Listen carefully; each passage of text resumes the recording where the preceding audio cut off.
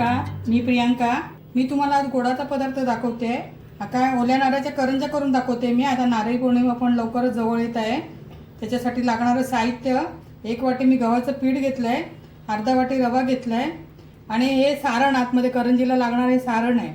तर या सारणाची रेसिपी मी तुम्हाला उकडीच्या मोदकामध्ये आणि पातोळ्या ज्या माझ्यात आल्या आहेत ना, त्या रेसिपीमध्ये तुम्हाला मी दाखवलं आहे सविस्तर कसं सारण करायचं. ते तुम्ही तिथे जाऊन बघू शकता. आता मी हे पीठ मळून घेते, तुम्हाला दाखवते कसं मळायचं. हे वरती पातीसाठी करायचं आहे हे. आता मी पीठ कसं मळायचं तुम्हाला दाखवते. हे 1 वाटी मी पीठ घेतलं इथे गव्हाचं. त्याच्यामध्ये हे अर्धा वाटी रवा टाकते मी, थोडंसं मीठ टाकते, थोडंसं मीठ टाकायचं चवीला.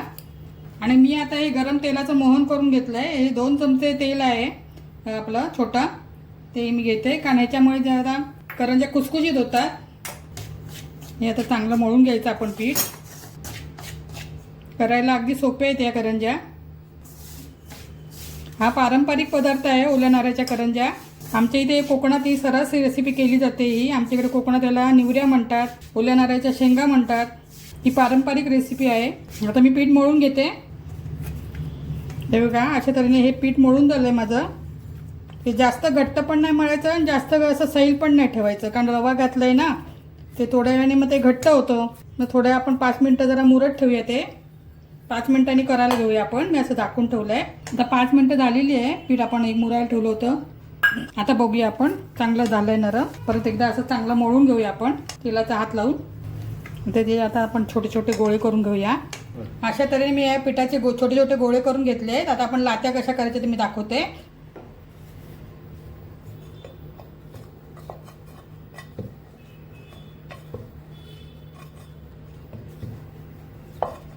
छोटे छोटे लाटून घ्यायच्या.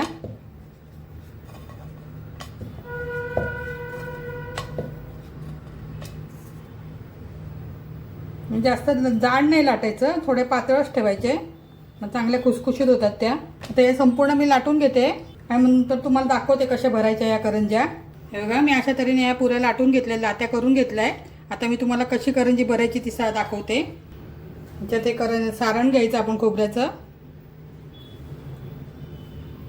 बघा, असं घ्यायचं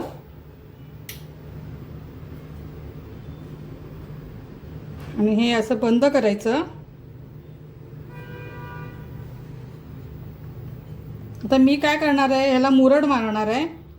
तुम्हाला मुरड मारायला जमत नसेल तर तुम्ही कातडीने कापू पण शकता ही साईड. मी मुरड मारते. बघा, तुम्हाला दाखवते कशी करायची. हे बघा, हे असं करायचं, हे असं करायचं. सोपं आहे मुरड मारायला.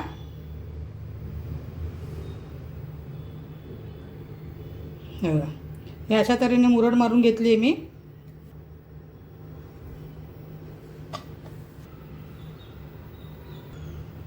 बघा, असं घ्यायचं, त्याचं फोल्ड करायचं, असं साईड दाबून घ्यायची, चांगली सुटली नाही पाहिजे ती तेलात टाकल्यावर.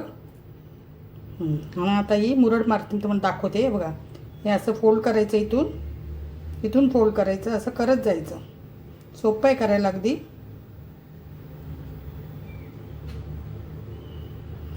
हे अशा तऱ्हेने मुरड तयार होते.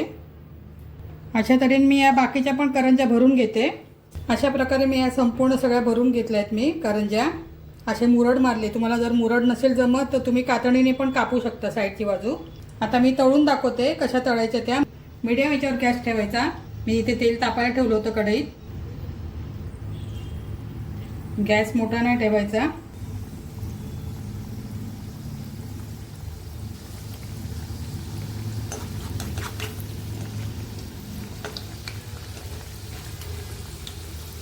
काही ठिकाणी मैद्याच्या पण करतात करंज्या, गव्हाच्या पण पारंपरिक पद्धतीने गव्हाच्याच करतात. खरं म्हणजे चांगल्या होतात त्या पण. तुम्ही करून बघा नक्की.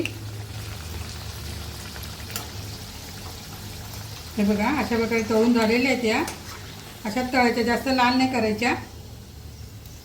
आता बाकीच्या पण मी करंज्या तळून घेते. अशा तऱ्हेने आपल्या या ओल्या नारळाच्या करंज्या तयार झालेल्या आहेत. चांगल्या झाल्या आहेत. बघा, तुम्हाला दाखवते मी, एक मोडून दाखवते. बघा किती खुसखुशीत झाले आहे. बघा, एकदम खुसखुशीत झाले आहेत, छान झाले आहे.